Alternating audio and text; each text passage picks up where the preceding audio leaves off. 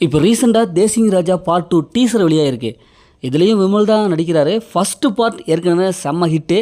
இந்த பார்ட் பார்க்கும்போது அப்படியே காமெடி கலந்து சொல்லியிருப்பாங்க. ஸ்க்ரீன் ப்ளே பொறுத்தளவுக்கு நல்லாவே போச்சு. ஆனால் இப்போ இந்த பார்ட் 2 இந்த படம் எப்படி வரப்போகுது அப்படின்னு தான் இப்போது இங்கே வந்து கேள்விக்குறியாக இருக்குது. ஏன்னா டீசரு பார்க்கும்போது ஒரு 1.5 நிமிஷம் ஓடுது. இந்த டீசரில் முழுக்க காமெடி தான் சொல்லியிருக்காங்க. குறிப்பாக புகழ் இந்த படத்தில் போலீஸ் கான்ஸ்டபிள், போலீஸ் இன்ஸ்பெக்டர் நடிக்கிறாரு. ஒரு லேடி கெட்டப்பில் வராரு. அவருடைய காமெடி தான் டீசரில் ஒரு 80% இருக்குது. அதுக்கப்புறம் விமல் வராரு. அதுக்கப்புறம் காமெடி ஆக்டர்லாம் நிறைய பேர் இருக்காங்க. இந்த படம் பார்க்கும்போது ஒரு அந்த தலை காணாமல் போயிடுது. அதை வச்சு அப்படியே காமெடி பண்ணிகிட்டு இருக்காங்க. இது வந்து சீரியஸான கண்டென்ட்டாக இருக்குமா இல்லை எப்பவும் போல் கிரன்ச் காமெடியாக முடியுமா அப்படின்னு தெரில. இந்த படத்தில் ரோபோ சங்கர், மொட்டை ராஜேந்திரன், லிவிங்ஸ் இப்படி காமெடி பட்டாலுமே இருக்குது.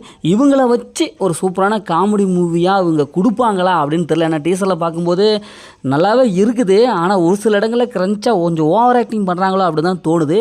எது இருந்தாலும் படம் வந்ததுக்கப்புறம் தான் தெரியும். கண்டிப்பாக படத்துடைய டைரக்டர் எழில் ஒரு நல்ல ஒரு படமாக கொடுப்பாரு.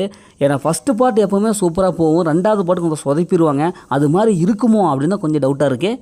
இந்த படத்தில் வித்யாசாகர் அவங்க பிஜிஎம் பண்ணியிருக்காங்க. பிஜிஎம் பொறுத்தளவுக்கு நல்லாவே இருக்குது. ஒரு சில இடங்களில் கொஞ்சம் ஓவர் டோஸாக இருக்குமோ அப்படின்னு தான் எனக்கு பர்சனலாக படுது.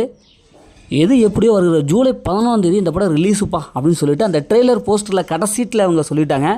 என்ன இந்த படத்தோடைய ஹீரோயினி ஃபஸ்ட்டு பார்ட்டில் இருந்த பிந்துமாதேவி மாதிரி அவங்களுக்கும் ஒரு நடிக்கிறதுக்கான ஸ்பேஸ் கொடுப்பாங்களா அப்படின்னா தெரில. ஏன்னா முழுக்க காமெடி, போலீஸ் ஸ்டேஷன் அப்படின்ட்டு போயிட்டுருக்கு. கண்டிப்பாக ஹீரோயினுக்கு ஒரு ஸ்பேஸ் கொடுக்கணும். ஆனால் அந்த ட்ரெய்லரில் பார்க்கும்போது அது மாதிரி தெரில. பெயரளவுக்கு ஹீரோயினை வச்சுருப்பாங்களோ அப்படின்னு தான் தோணுது. அதே மாதிரி வில்லனுடைய டீம் வந்து ஸ்ட்ராங்காக இருக்கணும். இங்கே வில்லன் டீமும் காமெடி மட்டும் கிரன்ச்சு பண்ணுறாங்க. அதை கொஞ்சம் ஸ்ட்ராங்காக இருக்கணும். அதுவும் கொஞ்சம் வீக் பாயிண்ட்டாக தெரியுது. எது எப்படியோ படம் வந்து வெளிவந்தால் தான் தெரியும் படம் எந்த அளவுக்கு இருக்குன்ட்டு. ஓகே, இதேமாதிரி அடுத்த ஒரு புதிய மூவி அப்படின்னு சந்திப்போம்.